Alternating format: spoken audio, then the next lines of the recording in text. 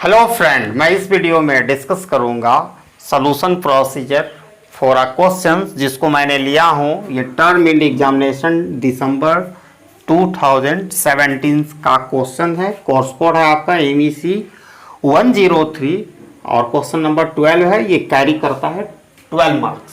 ठीक है, सारा चीज़ 12 हो रहा है। तो ये क्वेश्चंस लिया गया है आपका, आप देख सकते हो। Rate of investment is a given from as IT investment function I यानी investment is the function of time T equal to 12 T to the power 1/3 with the initial capital stock K 0 equal to 25। यानी साफ है, ये differential equation से लिया गया है।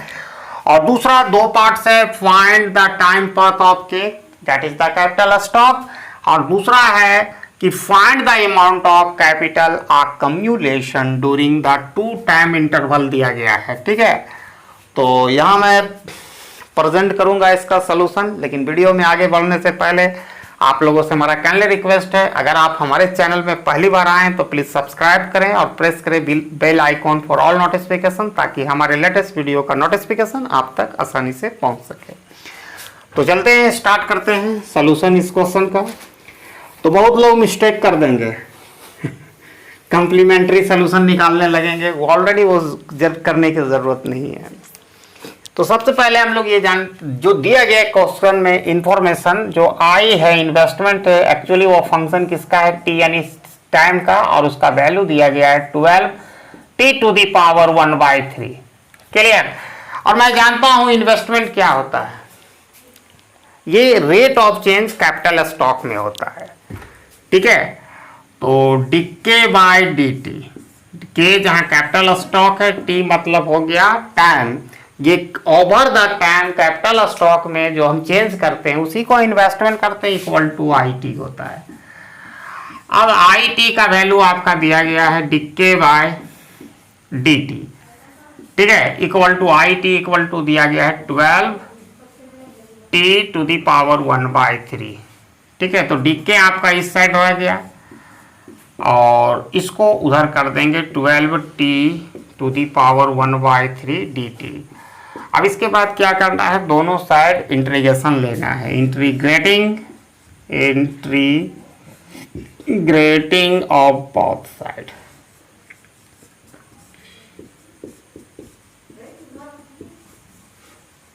ठीक है, तो इंटीग्रेशन मैं यहां ले रहा हूं, इंटीग्रेशन डीके, और 12 आप देख सकते हो ये कांस्टेंट है, आप इसको बाहर रख सकते हो आउटसाइड इंटीग्रेशन साइन से, T to the power 1/3 dt।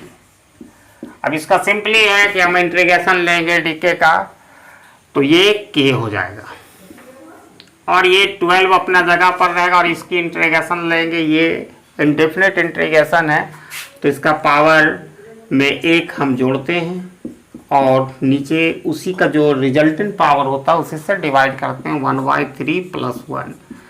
ठीक है, और एक कांस्टेंट C देते हैं, ऐड करते हैं, जिसको इंटीग्रेशन ऑफ कांस्टेंट कहते हैं। तो K इक्वल टू, अब यहाँ पर आप 12 है, आप इसको आप LCM वगैरह लेना, तो यहाँ पर 3 और +1 4, तो 4/3 T टू द पावर 4/3, और नीचे भी हो जाएगा 4/3। आप LCM वगैरह लेना, मैं ऑलरेडी ले रहा हूँ।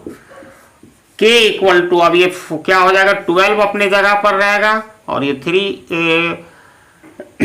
3 ऊपर चला जाएगा, 4 नीचे रह जाएगा। ठीक है, इसको सेटिंग किया मैंने, T to the power 4/3 + C। अब इसको आप काट सकते हो 3 टाइम। तो एक यहाँ पर जो फिगर आ रही है आपका, K इक्वल टू 3 3 जा 9 T to the power 4/3 + C। ठीक है, तो आप यहाँ पर देखो K जो है किसका फंक्शन है, T का, तो KT हम लिख सकते हैं, और equal to 9 T to the power 4/3 + C। अब यहाँ पर एक चीज आपको मैं क्लियर कर देना चाहता हूं, इनिशियल कंडीशन आपका क्वेश्चन में K 0 इक्वल टू 1 दिया गया, यानी T इक्वल टू 0 कर दो इस क्वेश्चन में। तो t इक्वल टू 0 कर देंगे तो यहाँ पर k 0 हो गया इक्वल टू 9t यानी 0 टू दी पावर 4/3 प्लस c। यही कांस्टेंट c का वैल्यू आपको निकालना है, ठीक है। तो ये इसका वैल्यू k0 का कितना दिया गया है 25 दिया गया है। अब ये आप समझ सकते हो ये 9 है इंटू 0 होगा, 0 का कितना भी पावर होगा करो कुछ फर्क नहीं पड़ता है। तो यहाँ पर c का जो वैल्यू होगा वो 25 होगा, क्योंकि ये 9 0 प्लस c करेंगे तो c ही होगा। अब ये वैल्यू जैसे ही पुट कर देंगे time path of K capital stock निकल जाएगा, तो 9t to the power 4/3 plus C का जो वैल्यू है 25। This is the time path of K हम लोगों ने निकाल लिया, आप ये देख सकते हो, ठीक है। जो एक पार्टिकुलर सोल्यूशन जो आता है वो है, और ये आपका कॉम्प्लीमेंट्री फंक्शन जो आपको दिखाई दे रहा है, ठीक है। तो ये एक्चुअल में क्वेश्चन जो है इकोनॉमिक्स डायनेमिक यानी इंटीग्रेशन का है। इसमें बहुत लोग डिफरेंशियल इक्वेशन करने की क्या टाइम पाथ ऑफ के यानी मतलब क्या हुआ कि जो कैपिटल स्टॉक में किस तरह का चेंजेस होगा ओवर द टाइम टी में वो निकालना। अब इसके बाद इसको ऑलरेडी ये सोल्यूशन वही है कॉम्प्लीमेंट्री सोल्यूशन, और ये ऑलरेडी यहाँ आ गया, निकालने की जरूरत नहीं है, सिर्फ इंटीग्रेशन से काम चल जाएगा। हमको भी एज अपियर लगा डिफरेंशियल इक्वेशन से, लेकिन यहाँ तो ऑलरेडी हमारा निकल गया। उसके बाद है amount of capital accumulation during the time interval, इतना निकालना है 0, 1 और 1, 3। तो वो भी इंटीग्रेशन का क्वेश्चन जिसको इकोनॉमिक्स डायनेमिक्स भी कहते हैं, जो डायनेमिक मतलब ओवर द टाइम में चेंज जाती है। तो फर्स्ट पार्ट का सॉल्यूशन मेरे दोस्त हो चुका है। किसी को कोई प्रॉब्लम?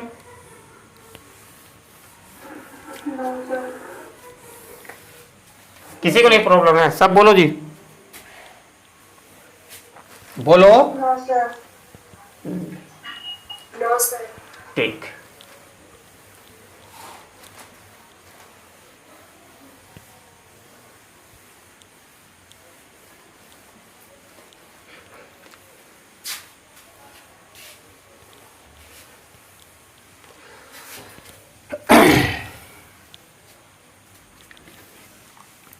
अब यहां पर क्या है अमाउंट ऑफ कैपिटल अक्यूमुलेशन, तो आप सेपरेटली भी निकाल सकते हो, एक में भी निकाल सकते हो। मैं लिख देता हूं the amount of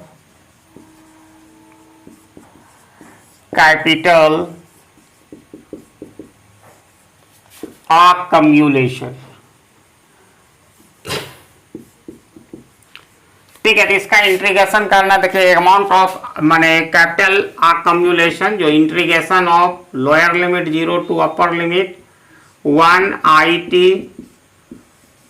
T plus कर देना है आपको 1 3, ठीक है। तो एक 1 0 से 1, हाँ दोनों ऐड हो कर सकते हैं या सेपरेटली निकाल के भी ऐड कर सकते हैं, आपकी मर्जी, या तो आप दोनों को सेपरेटली निकाल के छोड़ भी सकते हैं, ठीक है। 1 3 IT DT, ठीक है। तो यहाँ पर फिर डिफरेंट इंटीग्रेशन में आ गया, दोनों को निकालेंगे तो कुछ वैल्यू वगैरह आएगा। तो IT का वैल्यू आपको मालूम है 0 1 12 T टू दी पावर 1/4 और बस DT, और इसमें भी सेम होगा 1 3 12 T to the power 1/3 DT। अब इसकी इंटीग्रेशन करोगे डिफिनिट में तो आप लोगों को पता है क्या होगा, तो ऑलरेडी मैं वहां निकाल चुका था, फिर हमको करना पड़ेगा यहाँ पर। तो ये बॉक्स में हम कर लेते हैं, क्योंकि डिफिनिट इंटीग्रेशन है, इसमें तो कांस्टेंट वगैरह का लफड़ा नहीं है। तो ये 12, देखो इसका हम इंटीग्रेशन कहीं दूसरा जगह निकाल लेते हैं ताकि वहां हम एक बार वैल्यू भर देंगे। तो 12 डिफिनिट निकाल लेते हैं, ठीक है। 12 T to the power 1/3 DT, तो इसका हम इंटीग्रेशन करेंगे 12 T टू दी पावर 4/3, जैसा कि हम वहां निकाले थे, और नीचे भी रहेगा 4/3, ठीक है, प्लस C। यहाँ पर हमारा C हमको लेने की जरूरत नहीं, इसको हम नहीं रखेंगे, अभी यहाँ जानकारी के लिए ले लेते हैं 12 इंटू 4/3, अगर 3/4। अगर आपके पास समय मतलब यहाँ जगह रहेगा आप कर सकते हैं, मेरे पास जगह नहीं इसलिए मैं करके दिखा रहा हूँ, स्टेप को थोड़ा घटा रहा हूँ। 4/3, तो ये 3 बार में कट गया, तो इसका जो हमारा जो आ रहा है जो पहला 9 टू दी पावर 4/3, ये हमारा जो आ रहा है वो हम लिख देते हैं। तो इसका 9 T टू दी पावर 4/3, 3, इसका हो गया प्लस हो जाएगा यहाँ पर भी 1 3 lower limit 1 to upper limit 3, यहाँ भी 9 t⁴/3। अब इसको है कि आप वो डिफिनिट इंटीग्रेशन है, आप इसका वैल्यू बैठा सकते हैं। तो मैं इधर सहूलियत के लिए फिर मुझे 2 बार लिखना पड़ेगा, इसलिए मैं यहाँ कर लिख रहा हूँ वही चीज़। तो इसमें 2 ग्रुप में आप डाल सकते हैं। पहला आपको लिखना है 9 t का वैल्यू 1 देंगे, ठीक है। तो 1 का (4/3) माइनस फिर 9 देंगे 0 (4/3). यहाँ तक कोई दिक्कत नहीं, फिर प्लस करेंगे, ये वाला टर्म हो गया इसका। जो 9 देंगे 3 (4/3) माइनस देंगे, ठीक है। फिर लिखेंगे 9 1 (4/3). अब यहाँ पर करेंगे तो भैया यहाँ कुछ नहीं होने वाला है, 1 का पावर कुछ भी हो 1 होगा। यहाँ पर -0 हो जाएगा तो 0 से हो जाएगा, ये हो गया प्लस। यहाँ पर थोड़ा सा खेल होगा 9, ठीक है। तो 9 को हम लिख सकते हैं 3 का स्क्वायर, ठीक है, और 3 (4/3) तो कितना हो जाएगा 6